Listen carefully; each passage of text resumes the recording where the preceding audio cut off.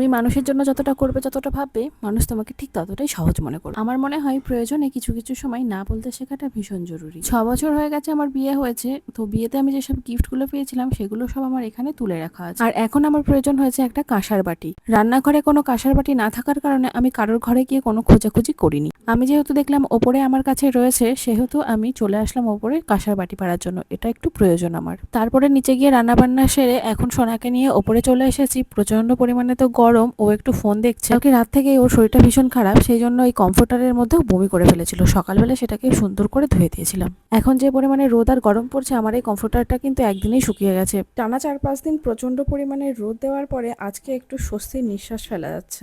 বাইরে ভীষণ মেঘ করেছে আর ভীষণ পরিমাণে হাওয়া হচ্ছে। এদিকে আমি জানলাগুলো সব বন্ধ করে নিচ্ছি, কারণ বারবার করে গিয়ে গ্রিলে বাড়ি খাচ্ছে। তারপর দিন সকাল সকাল উঠে পড়েছিলাম, এখন বাচ্চা হচ্ছে 5টা। ভাবছি আমার সোনাকে নিয়ে আজকে একটু ডাক্তারের কাছে যাব, কারণ পুরো গায়ে ওর র্যাশ বেরিয়েছে আর জ্বর সাথে বমি। বুঝতে পারছি না যে আসলে হয়েছেটা কি। কাজ টাজ কমপ্লিট করে ওপরে এলাম, এখন একটু মায়ের সাথে কথা বলে নিচ্ছি। আজকে যেহেতু দুপুরবেলা ডক্টরের কাছে যাব, সেহেতু মাকে বলে দিচ্ছিলাম যে আজকে দুপুরবেলা আর ফোন করতে পারবো না, কারণ ওই নিয়ম করে 3 বেলা সোনাকে দেখানোর জন্য ভিডিও কল করতে হয়, সকাল, দুপুর আর রাত।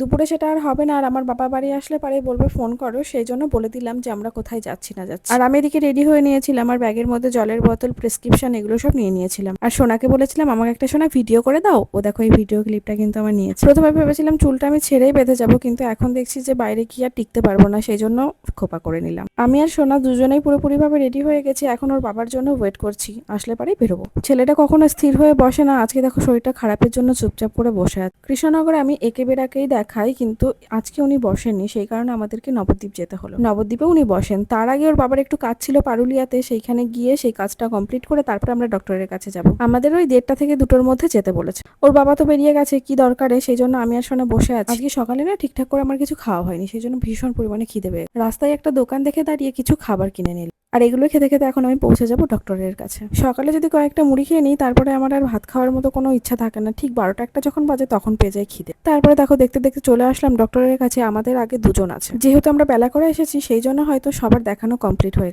না হলে এখানেও প্রচুর পরিমাণে ভিড় থাকে। এই ডক্টরটা কৃষ্ণনগরে 2 দিন বসেন, কিন্তু আজকে যেহেতু রবিবার সেই জন্য বসেননি। ওনার বাড়ি নবদ্বীপে, উনি ওখানেই বসেছেন।